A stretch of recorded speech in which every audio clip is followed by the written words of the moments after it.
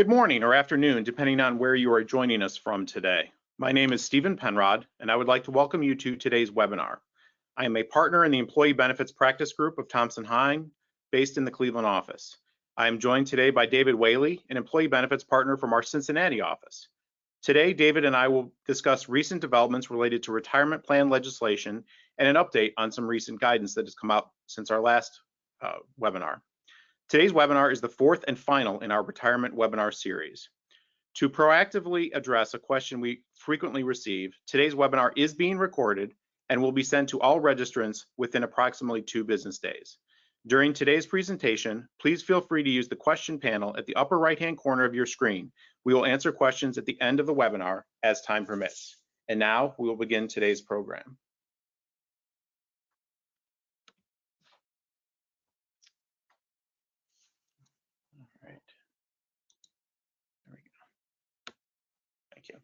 To give you an idea of our agenda, we're going to cover, first of all, some guidance that has come out since our last webinar on ESG regulations.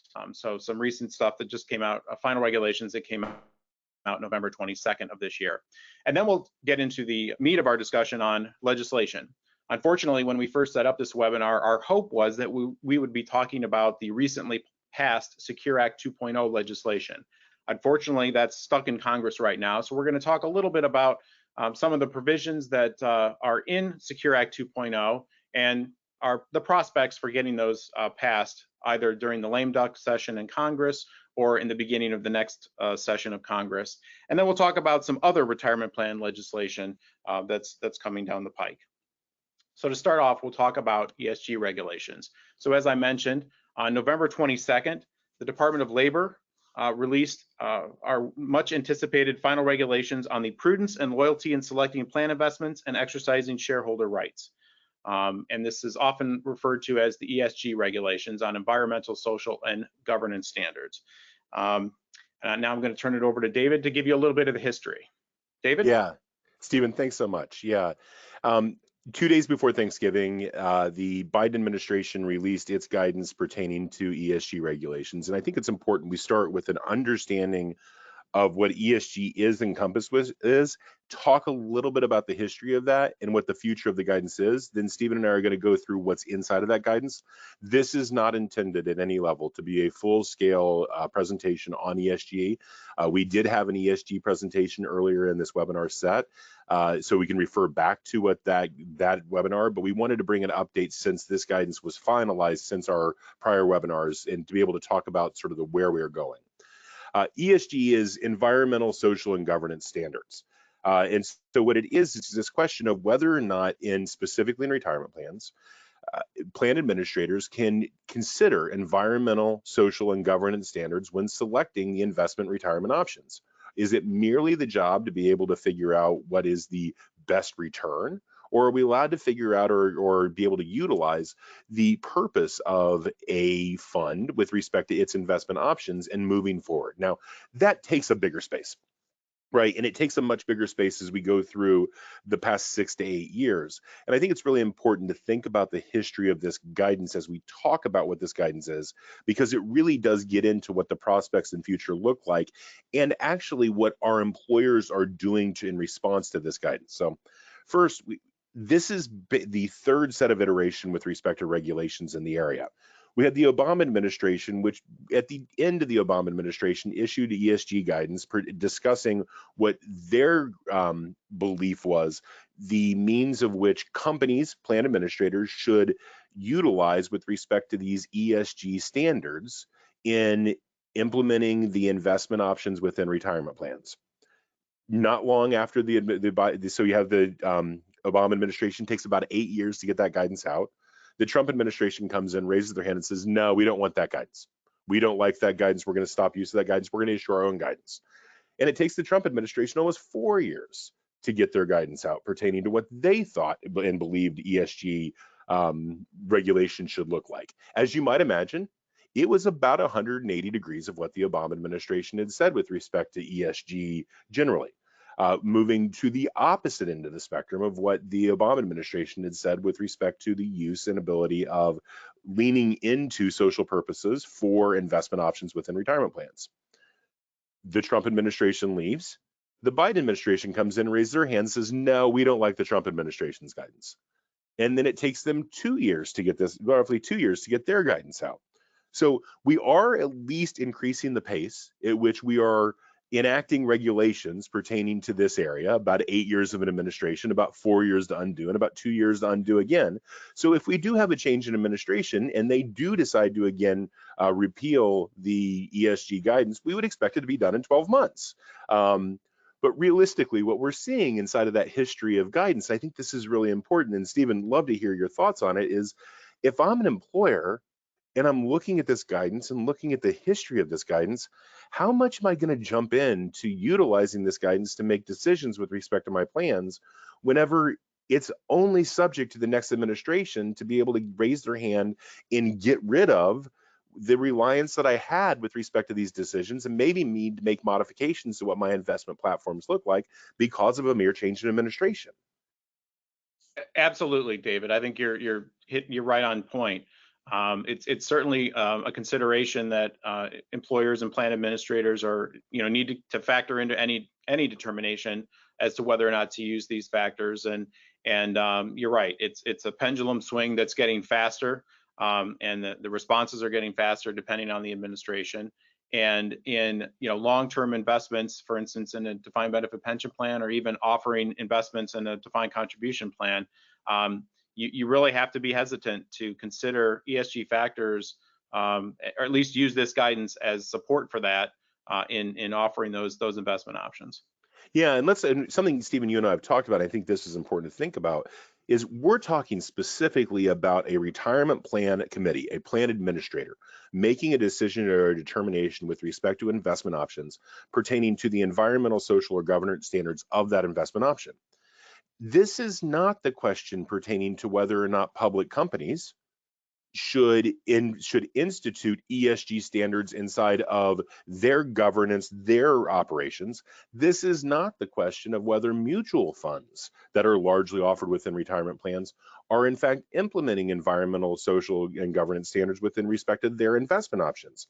So we've seen some of these aspects of ESG outside of the retirement industry functionally begin to seep into the retirement industry because mutual funds and public companies are making these changes regardless of what the DOL's ESG regulations are. So we're almost getting to a space that the marketplace is baking this in. You were saying with respect to a lot of your multinational companies, this is something that's already inherent inside the investment world of Europe. Absolutely, exactly the point. And in a lot of ways, the feeling outside of the United States is that we're sort of behind the curve in a lot of ways, and this is just one of those ways, because this is something that's been involved in investing and a factor that investors have looked at for years before this. And so, yeah, I totally agree that this is really a unique scenario within retirement plans. Yeah, and then the final sort of part of this to think about, that's all the administrative changes. As you might imagine, there have been a number of legislative responses that have not gone anywhere, but that are pertaining to this question of either implementing broader ESG, and interestingly, implementing broader ESG not only in retirement plans, but mandating it to public companies, mandating it to registered investment companies, mutual funds, or banning use of ESG processes from public companies, banning use of ESG processes from mutual funds and retirement plan offerings. So we're seeing this legislative response that's very, very in line with the administrative response that's pulling us two directions, while the market functionally is getting us to a space anyway. Now, I say all that, and we're going to spend a second running through what's actually in the ESG reg, because some of this is just broad strokes. And I always think this is really important. We're talking about environmental, social, and governance standards. The most interesting part of this is you can see the environmental really easily. It's a question of climate change is the number one question on environmental. You can see the social, especially in the wake of the George Floyd protest, this question of whether or not the use of our companies, the use of our investments should forward broader and better racial goals and aims. What we haven't seen as much is this question on governance. The two spaces on governance, and the regulations don't hit on this as much, but the two spaces on governance really get to sort of this question of how much say is there really driven from an investment, a retirement plan investment or otherwise, pertaining to pay for executives, and then also a question of governance pertaining to how much ability and influence does a particular group or crowd have over the board of directors. I think it's really interesting to watch the governance question that gets raised, because you go all the way from just basically minor questions pertaining to detailing more pay issues to the shareholders, all the way up to and through the Senator Warren's act pertaining to, or desire, that up to 40% of a board should actually be appointed by the employees, even though they are not shareholders. And so there's this broad question on governance that really doesn't get captured inside of necessarily the ES in the G portion. It'll be really interesting to see how the G gets developed into not only law, but also practice. The E and the S we tend to see a little bit more. But let's go ahead and review what's specifically in the regulations that are some considerations for employers and plan administrators. Great, thanks, David. So one question that is answered in the regulations is what factors may an ERISA fiduciary consider? And this is one area that the 2020 regulations released by the Trump administration differs from the final regulations with regard to put forth by the Biden administration. And this was both in the proposal that was discussed by Ed and Dominic in our last webinar, but also here. The final rules rescinds the 2020's rules use of the term pecuniary. And there's this idea of pecuniary versus non-pecuniary, and only being able to use pecuniary factors in making investment decisions within the retirement plan, and only if there's a tie between your pecuniary factors can you even look at non-pecuniary factors. And so these latest final regulations remove the entire term pecuniary and all of its related terminology, opting instead to integrate the concept of a risk return factor directly into the rule. And so we've sort of removed that pecuniary idea, and now we've got this risk return factor. The next question is an ESG analysis always required? And so, in the proposed rule, they stated that the fiduciary's consideration of a portfolio's projected return relative to the plan's funding objectives, quote, may often require an evaluation of the economic effects of climate change and other factors on the particular investment or investment courses of action. And they got a lot of pushback on that. And so the Department of Labor noted that they may often require language was really there to counteract the negative perception against a lot of the consideration of ESG factors from the 2020 final rule. And so that was their attempt to counteract that, but recognizing the fact that they got a lot of pushback, they removed it from the final rule. And so as a result, the final rule then retains the requirement that the fiduciary simply consider projected returns relative to the investment manager and give fiduciaries additional time to review and that kind of stuff. So again, we're sort of removing that may often require sentence or phrase from the regulation. And then the examples of economic ESG factors. The proposed rule had some actual examples in the regulation that specifically talked about ESG factors as part of their discussion of the risk and return analysis.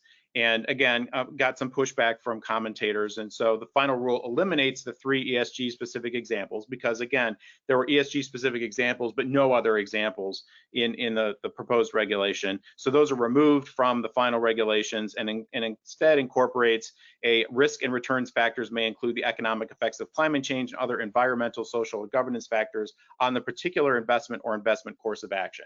So a general description or of how those factors may be considered as part of the risk and return factors that are considered, but removing the actual examples themselves. And then the tiebreaker standard. And so the Department of Labor said, this tiebreaker has always been in the rule going back 40 years. However, under the 2020 rule, a fiduciary that cannot distinguish investment alternatives on the basis of pecuniary factors then may look to non-pecuniary factors. But you essentially had to have an exact tie where they're essentially the same, exactly the same from a pecuniary standpoint before you can even look at the non-pecuniary factors. And even if you do that, then you have to document why the pecuniary factors were not sufficient and other things like that. And so under the revised rule, the final rule here by the Biden administration, if a fiduciary prudently concludes that competing investments or competing investment courses of action equally serve the financial interests of the plan over the appropriate time horizon, the fiduciary is not prohibited from selecting the investment or investment course of action based on collateral benefits other than investment returns. A fiduciary may not, however, accept expected returns, reduced returns, or greater risk to secure such additional benefits. So again, it's a factor that's considered, but it's no longer requires that these pecuniary factors be exactly the same. So they've removed that sort of exact tiebreaker requirement before it can be considered. Non-pecuniary factors can be considered, and then that special disclosure has also been removed from the final rule. So again, some changes between both the Trump 2020 regulations, the proposed regulations, and now the final regulations that came out in November 22nd. David, you want to talk about the rest? Yeah, so interesting, the Trump regulations had QDIA, special QDIA rules. And again, let's remember, QDIAs are qualified default investment alternatives. They are the default fund whenever somebody does not make a determination with respect to the investment of their assets that their money's gone. And they're deemed to be fiduciarily prudent if you just default people's money into that account. Where does this happen? It happens with respect to automatic enrollment. It happens with respect to modifications of investments that don't get mapped. It happens just with respect to sometimes dividends that get paid on investments that are not reinvested inside of the option that drove the dividend. So you have these QDIAs, usually life cycle funds, usually age-based funds. The Trump rule said that the QDIAs were not allowed to institute ESG factors, and if they did institute ESG factors, they were by default not QDIAs. Well, if you remember on the last slide, we were talking about the fact that the market is generally going to a philosophy of ESG anyway. Mutual funds are largely driving some of their investments into ESG products. Public companies are making decisions with respect to ESG factors. So there was a challenge with respect to, if this is where the marketplace is going, how could I not have a QDIA that has some level of ESG in it? And am I in concern with that? So this really does open up the ability to have QDIAs that have some ability to have ESG factors in there. Now, getting back to Stephen's point at the beginning, I think this is really important. It doesn't mean you can have an imprudent investment option within the plan. It just means that a plan can be a QDIA if it has some implementation of ESG factors, and you can have an ESG very specific QDIA that is, so long as it is still prudent to have that investment within the plan for the purposes of the retirement plan benefits. Now, a lot of that gets to this second question, this second part. We now are clearly allowed to consider participant preferences with respect to our investment options, which is interesting because one of the questions we have pertaining to selecting a prudent investment option is whether or not that option is prudent not only for the general investor, but really our population. We really should build and think about building these retirement plan platforms that really meet our population's desires. And if we think about building those retirement plan offerings that build our population's desires, the question can become whether or not a QDIA with some ESG focus could be really good if that is part and parcel of our company's purpose and goals. Now, it's not necessarily forwarding the goals of the company, but it's because our participant population has that bend or preference. Now, these consideration of participant preferences really does get to two other spaces that I think are really interesting. The first is actually, we now have an ability to be able to include inside of an investment lineup, so long as, again, prudent, investments that will meet the standards that are required for some religious beliefs. We've run across a challenge with respect to the payment of interest with respect to retirement assets being actually a violation of some religious beliefs, and therefore we're blocking the ability of participants that share those religious beliefs from making investments. The inclusion of specific investment options, if that meets the needs of our participant base, to make sure that we're not running afoul of those religious beliefs, can be a part and parcel of this consideration of participant preferences now. So it does open that up. Now, again, cannot be an imprudent investment option. Has to be among the returns and among the types of investments that would otherwise be seen in a range of similar for other retirement plan assets. But we can add those and be able to utilize that standard of meeting those participant preferences. The other portion of participant preferences that are a little bit interesting, though, is the question of crypto. Now, let's take this about 2 months ago, before the crypto market decided to fail. There was an announcement from the Department of Labor that the investments of retirement plans into crypto was functionally a default negative, that it was going to lead to a plan being audited, and there was a determination or an announcement by the Department of Labor that including crypto investments inside of your retirement plan was a de facto breach of fiduciary duty. Well, the reason why we saw plans begin to think about having crypto within their retirement plans was because of participant pressure. Plan administrators didn't go, oh my goodness, I want to have crypto as an investment option within our plan. They had participants raising their hands specifically inside of sort of tech forward areas, asking for the ability to utilize crypto as a retirement plan asset. It necessitated the Department of Labor's response going, that's an incorrect decision. The consideration of participant preferences allowed by the Department of Labor's ESG rule, and this announcement that crypto is not allowed, because even though it was driven by participant preferences, really are at odds. And so we have to be careful with respect to some of those participant preferences being utilized as a reason we're bringing investment options in, because we may end up running afoul with respect to some of these questions that, like the crypto guidance that the Department of Labor issued. So you have to be careful on those. But I think that one of the things that we've seen is that expansion of investment options inside of protecting religious desires really is beneficial. And some of the other participant preferences are often actually end up being very geographic based. I have a client in Houston that says even the person at a convenience store knows what a barrel of West Texas crude is trading, because their economy is so based with respect to what that barrel of oil trades for. And so, I mean, you can end up seeing some of those preferences maybe end up building a little bit more investment option focus that's based on that geographic area, that participant population. And then finally, proxy voting. We really do see a 180-degree shift from the Trump view with respect to proxy voting. There was a concern in the Trump administration that retirement plans were utilizing their proxy voting purposes to try to effectuate social change, and the utilization of that social change did not meet the goal of increasing retirement plan assets. And so the Trump administration said that unless you are solely voting for the goal of increasing retirement plan assets, the plan is not allowed to make a proxy vote in favor or against those matters, because you have to look solely at retirement. The Biden administration backed off and said, you're allowed to have other goals, so long as those goals are intertwined with respect to the growth of the company, of the retirement plan's assets. And so if you see that decreasing carbon emissions is actually better for the long-term portfolio of the retirement plan, then you can take actions to decrease the carbon emissions with respect to proxy voting.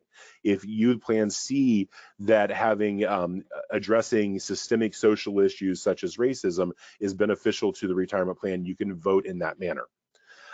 Interesting with respect to the proxy voting is we've seen much of the more activist proxy voting done from governmental retirement plans versus more public company retirement plans. And since it was much more governmental retirement plans that were taking those positions, the Department of Labor doesn't even have a say or ability. So it was sort of an attempt to tell one group what to do by the Trump administration, when the real charity that they were looking at was not even subject to the regulation. So an interesting back and forth that I don't know necessarily impacted a ton, because we just didn't see, quote, activist public company plans as much as you might otherwise expect. So thanks for letting us take you down that road to ESG regulations. We thought it was really important considering the guidance that had come out in the meantime. I think we're going to now turn to legislation and move away from the ESG space. And the biggest part of this legislation ends up being Secure 2.0. Now, what is Secure 2.0? It's a follow-up to the Secure Act, which we're now calling Secure 1.0. And it is a question, it's sort of a roundabout area of Congress attacking problems that they see with respect to the retirement plan system and the private employer retirement plan system of providing retirement through employers. It meets bipartisan goals. And so we have this spot of the goal of it's really a lot of different places of a Democrat and a Republican coming together to be able to forward these bipartisan goals. but it's been impeded. Realize Secure 2.0 has been around about 3-4 years, I think, at this point, trying to become a law. It's kind of that Schoolhouse Rock, how a bill becomes a law question. And so, but it's been impeded by a partisan agenda. And there's a couple spaces we see that partisan agenda come through. The first is the ESG guidance, right? So we see congressional reaction to the desire of seeing plans push forward that they consider an activist agenda on ESG, and trying to enact laws that say you plan can't do that. And so congressional members have said, we will pass no retirement plan legislation until we deal with ESG. Well, the ability to block a law is a little bit more as a senator than as a congressional member. And it really ends up depending on who's in charge of which committees on this basis. So that impedance by some of the congressional members hasn't been as strong necessarily in the last Congress as it may be in the next Congress, with the House becoming a Republican-controlled body. But that Republican control is super slim. And so the fact that it's super slim, maybe those partisan agendas end up coming to play and actually trying to lead Democrats into signing onto a bill. So we're going to see some really interesting politics with respect to these partisan goals. Another partisan goal beyond ESG is actually a part of what we expect Secure 2.0 to include, which is actually a emergency savings program.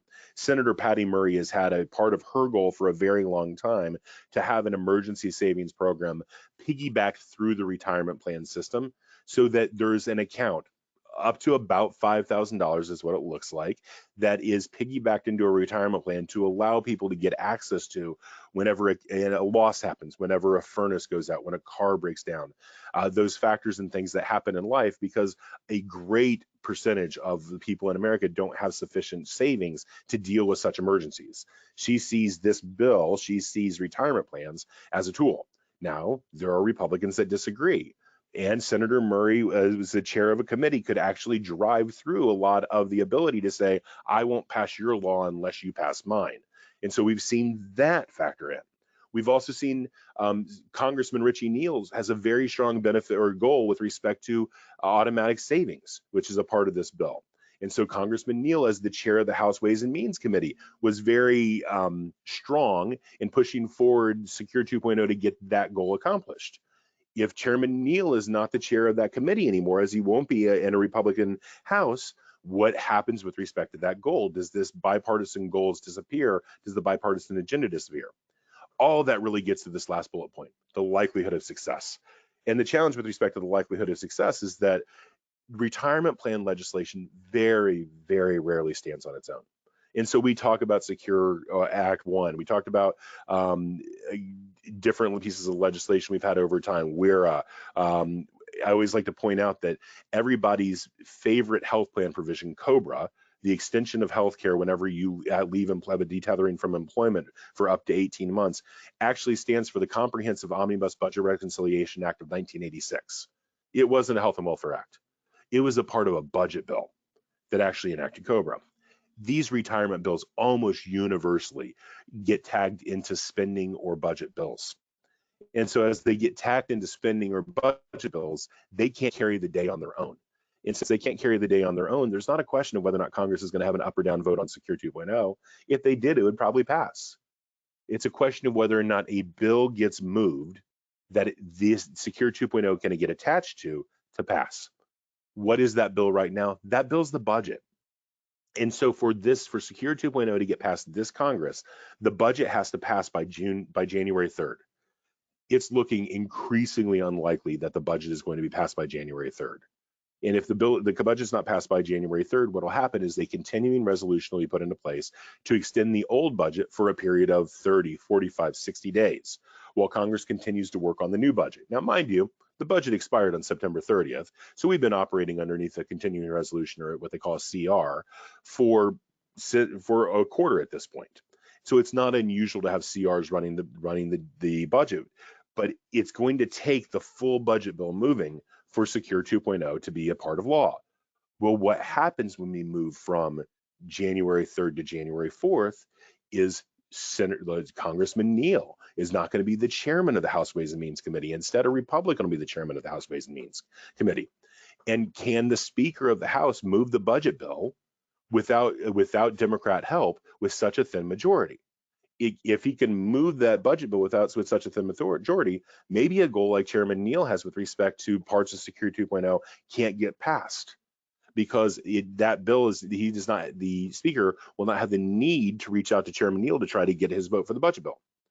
Maybe there's enough defectors, if we want to call them, from the Republican Party on the budget bill, that the speaker is going to need Democratic support. And if the speaker is going to need Democratic support, then all of a sudden former Chairman Neal has an ability to be able to draw parts of his goals.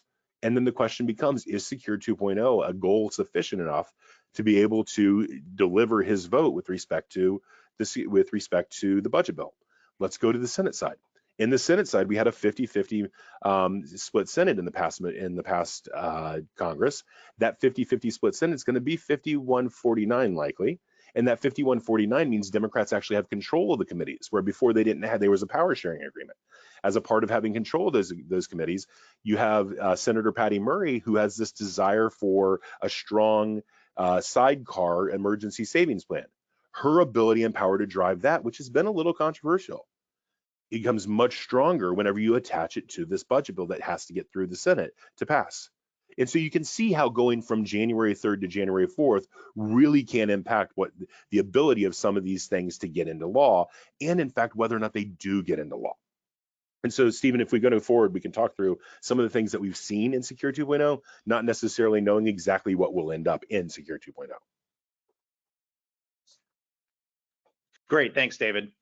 So yeah, to talk about some of the highlights, and again, these are all part of provisions that make up Secure Act 2.0, which of course is made up of three different, legislative pieces of legislation. It's the House bill, which is the Securing a Strong Retirement Act of 2022. It's the Finance bill, which is the Enhancing American Retirement Now, the EARN Act. And then it's the Health bill, the Retirement Improvement and Savings Enhancement to Supplement Healthy Investments for the Nest Egg, or Rise and Shine. I love the fact that they have people coming up with these crazy names. So they call it things like Rise and Shine.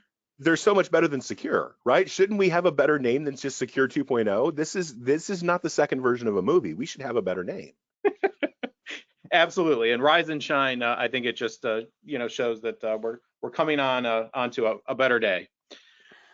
So to talk about some of the savings provisions, and David alluded to that during his introduction to this, one of which would require auto enrollment and in fact auto escalation for any new 401k plans. You'd have to auto enroll at least 3%.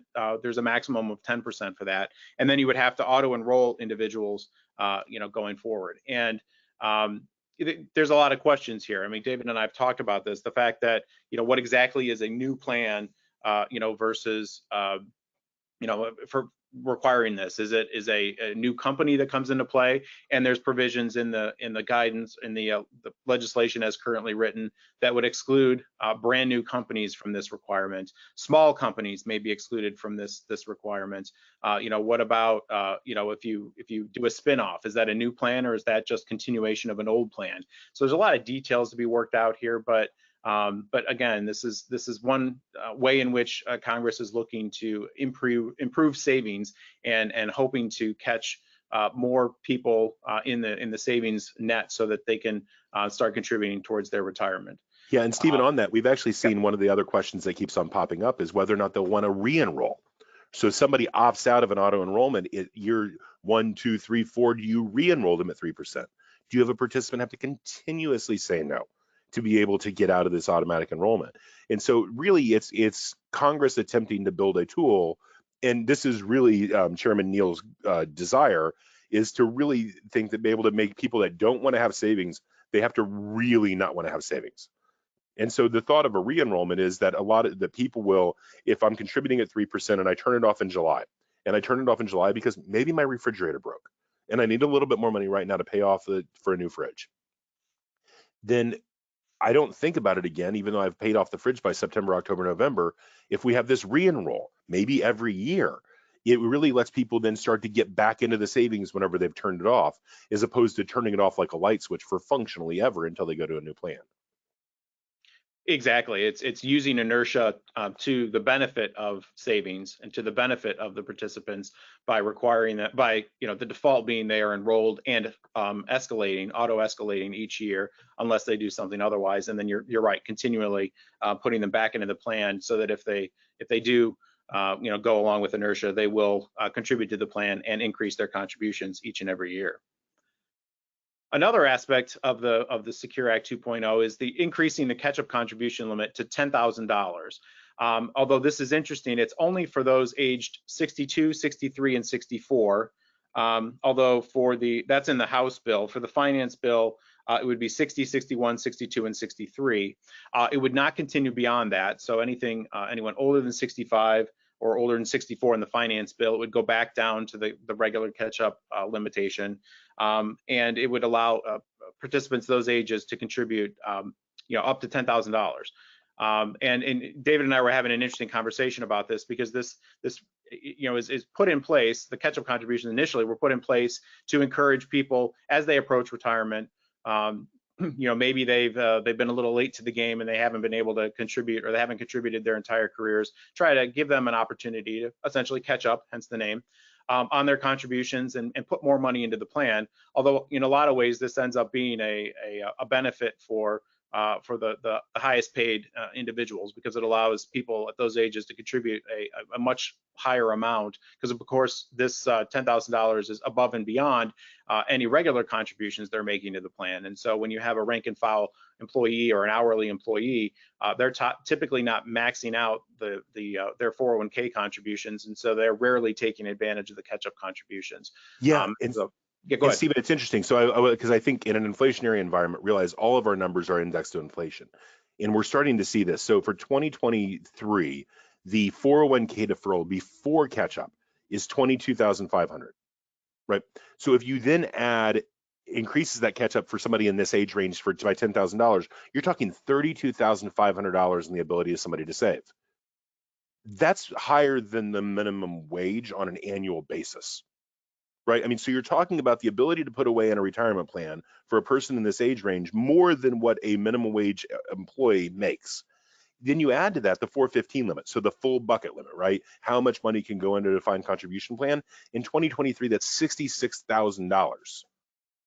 We're beginning to get to a point that congressional members, and my understanding is they're starting to raise their hands asking, are these limits built for the mass of employees, or are they built for the highest class of employees? And I think you're going to see some of that argument really start to raise itself if we get to a January 4th, 5th, 6th conversation on Secure 2.0. And why some of these things may fall out. Not only do they fall out because we've gotten such high numbers that maybe they don't necessarily need to be there, but also they fall out because these things get to be a little expensive. Realize every one of these bills is a part of a budget bill. There's a cost scored for every one of these tax cuts, and you're trying to pass a budget bill that's neutral. So you're going to have to find a corresponding increase in tax revenue resulting from the addition of these deductions. Absolutely, David. Absolutely. Another provision is permitting matching contributions to be made with respect to qualified student loan payments. This is a codification of the Abbott Labs private letter ruling, and the theory being that for our newest employees, our employees that are just coming out of college, they have difficulty contributing to the 401k plan because they've got these huge student loan payments that they're making. And as we all know, early investment typically increases your investments much faster than trying to make up for it in later years.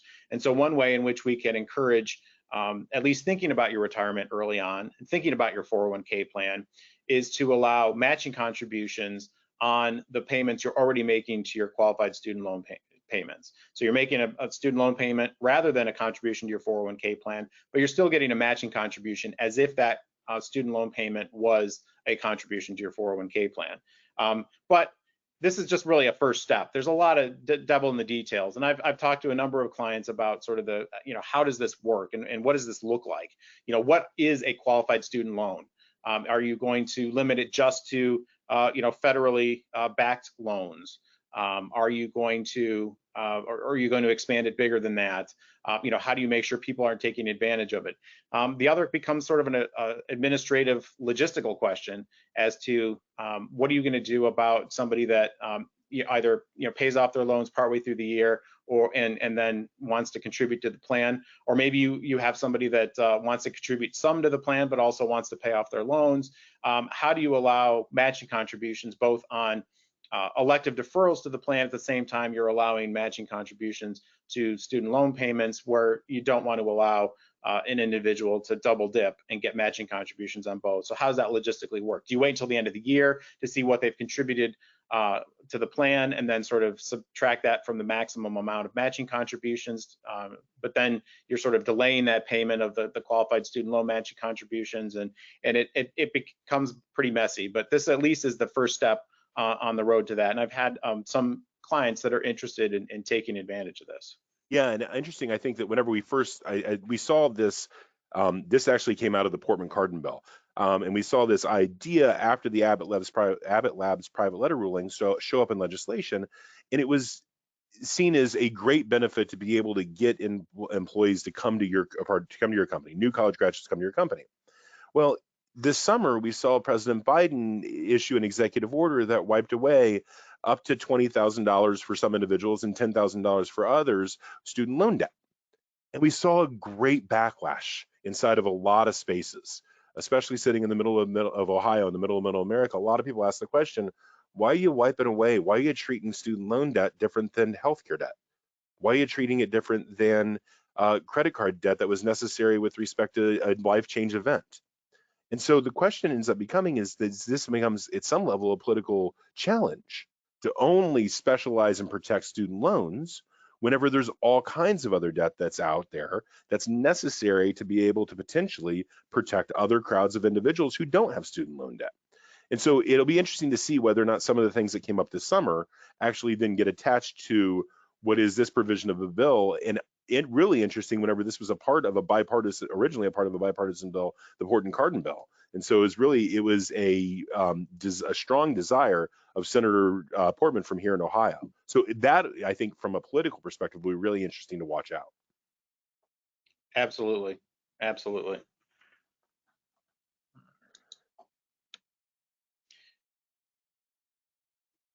So, and then we have some provisions that provide more administrative help to plan administrators and plan fiduciaries. The first one is codifying the self-certification for substantiating hardship distribution. So we have, some IRS guidance that permits this. This is both in the House bill and the Finance bill. However, it's not in the Help bill, the Rise and Shine bill, as it's called. This would permit administrators of 401k plans and 403b plans to rely on an employee certification on account of one of the 7 safe harbor hardship expenses. And so it does not require then the substantiation of the hardship by collecting source documents or a summary of the information and other things that have historically been required of a plan administrator. And so it provides some much needed help and codification of that much needed help for hardship distributions. It also permits participants to designate matching contributions as Roth contributions. So as it's currently drafted, Roth contributions can only be made on elective deferrals, and you can choose whether to contribute on a pre-tax basis, an after-tax basis, or a Roth after-tax basis. This would permit a participant to designate a portion of matching contributions, and actually in one of the bills it would include non-elective contributions as Roth contributions. And to David's point earlier, one of the ways in which that Congress would be able to help with financing of this would be to have provisions in the bill like this, where this would be an increase. This would increase tax revenue because, of course, Roth contributions are taxed at the time they're contributed, instead of later beyond the 10-year point where you're calculating the savings on this legislation. So again, this is one way in which it would save money from the perspective of the legislative grading card. It also codifies certain aspects of EPCRS. So for instance, it increases the the time period over which people, plan administrator may take to self-correct an administrative error within the plan. It permits a company to, or a plan administrator to maybe not fully recover an overpayment to a participant in the plan. It codifies the ability to reduce future payments from, for instance, a defined benefit plan that may have had an overpayment. So it codifies a lot of the beneficial provisions of EPCRS and expands self-correction. And so it also has provisions about auto enrollment. So if you have mistakes in auto enrollment, which oftentimes occur, you don't get somebody enrolled soon enough, you don't send them the enrollment information soon enough, or you miss a payment here or there, that it provides a little more leniency for self-correction under provisions like that. Again, to encourage plans to implement 401k plans, to implement automatic enrollment procedures and automatic escalation procedures, again, with the understanding that if there is a mistake, a small mistake in that process, it's much easier to fix it under self-correction without the requirement to go to the IRS for the correction. Yeah, and so I always think it's interesting because I generally have a negative reaction with respect to Congress codifying parts of EPCRS. In my view, these are things that IRS should deal with, right? These are the IRS should have the authority to be able to make it easy for plan sponsors to maintain the qualification of their plans, because the truth be told, a plan sponsor is going to get a deduction with respect to that contribution. It's compensation. The benefit driven from the qualified plans is actually to the participant. There is some savings with respect to Social Security, but otherwise, it's really a benefit that's driven to the participant. They get to keep that money tax-free until they need it in retirement. And so these are things I think IRS should basically say, why are we making this harder? Now, the reason we saw this is because there's spaces that that IRS doesn't think they have authority to actually allow. They don't think they have the authority to have self-correction with certain of these matters. Interestingly, this started with respect to Stephen, you were discussing overpayments. My understanding is a large employer had an overpayment situation, not terribly large dollar amounts in the individual, but a good amount in the aggregate.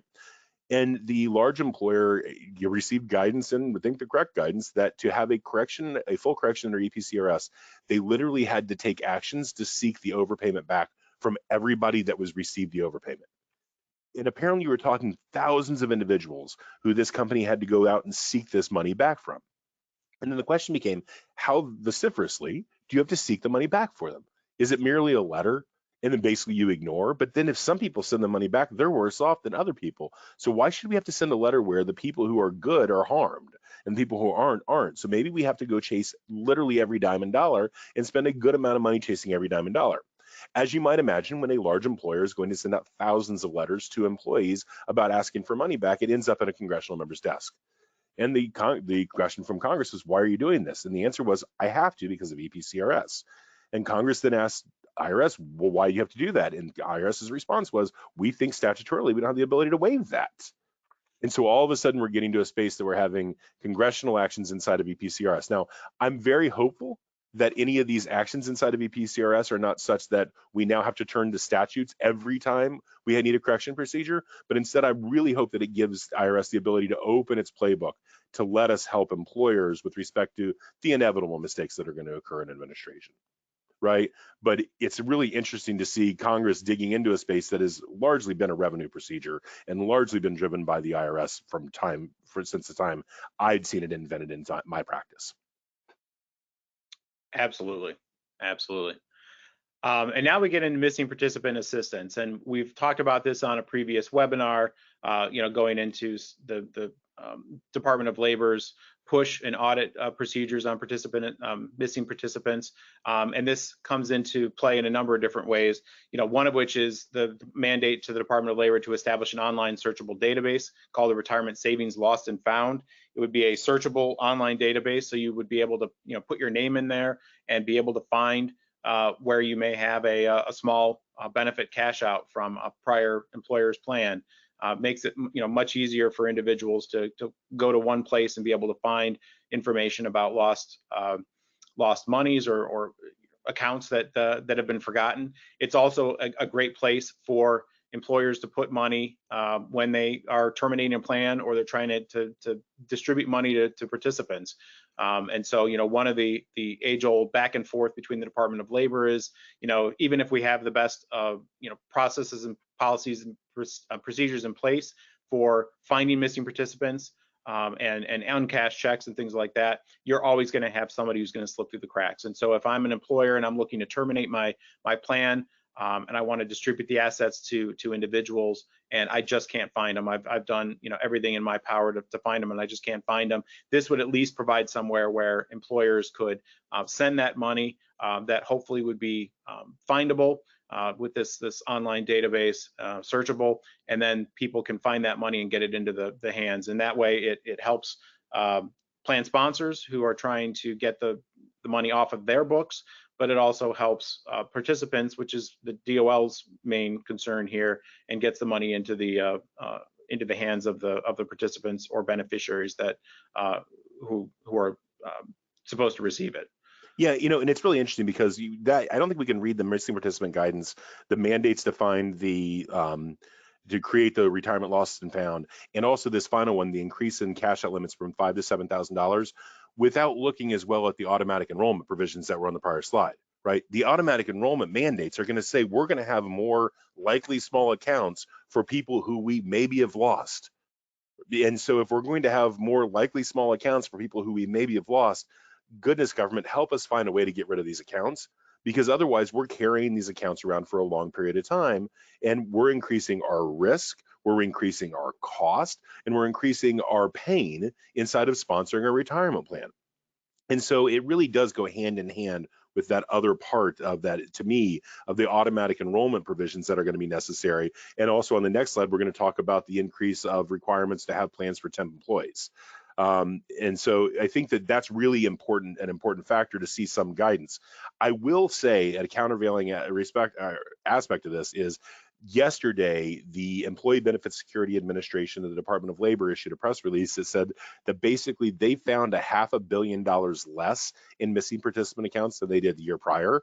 So we could argue that maybe this problem is getting less, but I actually think that the answer to that is the Department of Labor's focus was on defined benefit plans.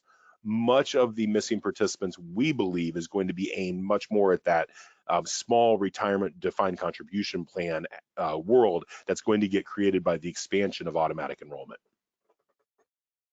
Absolutely, absolutely. So then we've got some expansion of old laws. So just with Secure Act 1.0, we had the increase of the required beginning date from 70 and a half to 72, and both laws, both the proposed legislation, would have a phased increase to the required benefit distribution from 72 to 75. In fact, actually, one of them is a phased increase from 72 to 75. The other one is actually a direct increase from 72 to 75 immediately. But again, these are taking place in the future. I think the one of them is not until 2032. But again, phased increase in the required beginning date for retirement plans. And then another Secure Act 1.0 provision is the 3-year service requirement for long-term part-time employees, where if you have it, if an employee has at least 500 hours of service for 3 consecutive years, you must, as a plan sponsor, offer them coverage in the plan.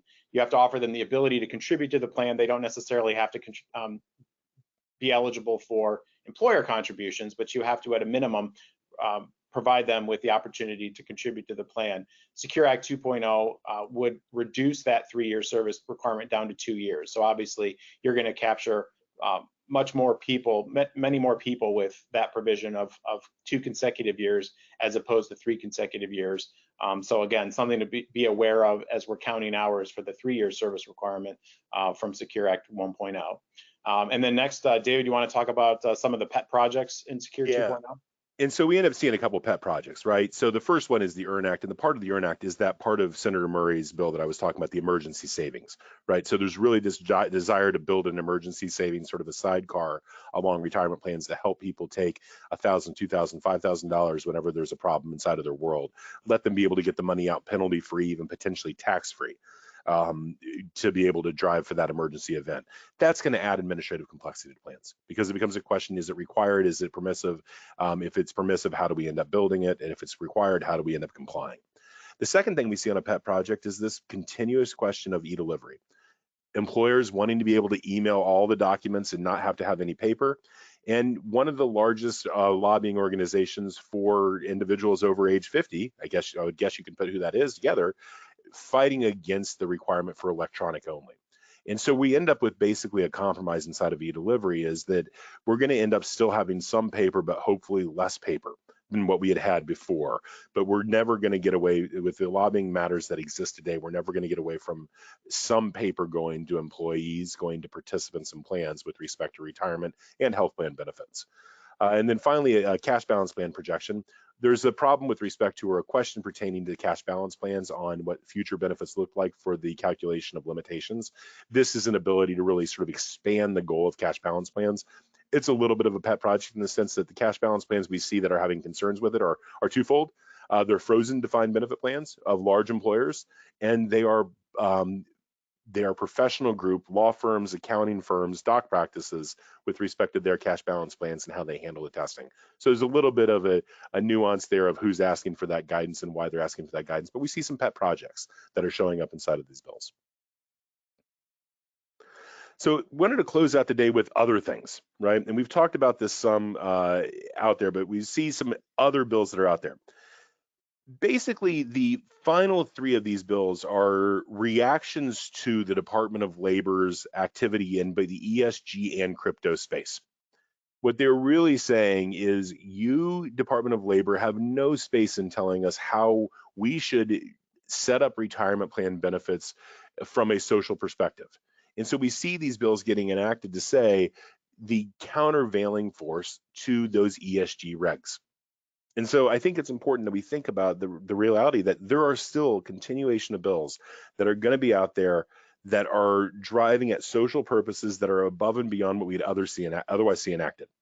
And those bills are going to end up at times scaring regulators, unless the regulators have a strong direction from the White House with respect to their goals from taking actions inside of the regulatory actions that they do. Now, I think that's what they're designed to do. They're designed to try to scare regulators from taking action. So it'll be interesting to watch the tension between these legislation pieces and the regulation activity we see. The first one is actually the TSP for all. It's a draft bill, and it's an interesting bill, but probably a non-starter. And what it basically says is that every individual in America would have the ability to get into the thrift savings plan, but only if your employer does not have a retirement plan. Now, realize that in the thrift savings plan, 100% of the cost is paid for by the federal government. And so it's a savings venue that lets employers be able to basically get into the thrift savings plan for free. So they don't have fiduciary obligations. They don't have administrative, they don't have to make determinations with respect to investments. You would make the thrift savings plan, which is the federal employee savings plan portfolio. It would make it the largest investment vehicle in the history of the world. It would also make it more expensive to maintain your own plan than to be in the thrift savings plan. And so to the extent that it's actually causing private employers to leave the retirement plan focus, it's very unlikely. But we're beginning to see what we saw inside of the healthcare debate, the let people go into the public option, let them choose from the insurance products that are otherwise offered to federal employees, starting to come over to this question on the retirement side. Can we find a solution where we're actually letting people go to the thrift savings plan as a tool for retirement savings, as opposed to some of these state-run IRA products or grouped IRA products? It'll be interesting to see where those ideas go. I think the Hickenlooper bill probably has very little chance of success, but this idea that maybe we can gain some power by combining the assets of the federal government with the assets of small employers that don't have retirement plans is a possibility into the future. But those are things that are clearly not a part of Secure 2.0 and are not something that are going to move imminently, if ever.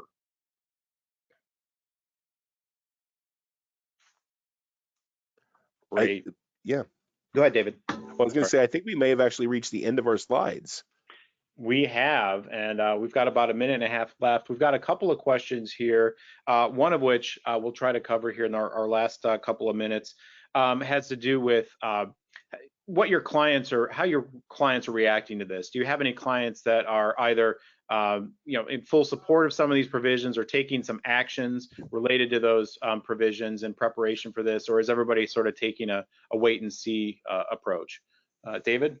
Yeah, I think the only thing that I've seen anybody really dig into with respect to any of the legislative proposals is the long-term part-time. And the reason why is because they're going to have to comply with the 3-year long-term part-time. So if they have to comply with the 2, it's faster. And we're still trying to figure out how that thing works. It's specifically going to be a large challenge for retail, for food service, and we're trying to figure out what the next steps are with respect to that. It's especially interesting whenever we have a very transitory workforce inside of that. I understand everybody's opinions with respect to the economy. I also understand that a lot of my employers are having a very hard time finding employees. So much so that the state government in Ohio proposed today that they allow 14-year-olds to get jobs. Now, as I am the parent of a 14-year-old, I'm all in for this idea.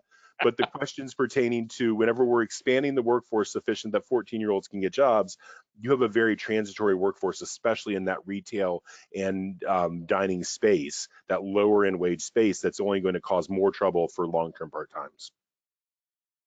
Yeah, I absolutely agree. The part-time provision, like you said, under Secure Act is something that my clients are looking at and trying to put in place. And so, yeah, that reduction down to 2 years is certainly top of mind from that perspective. Absolutely.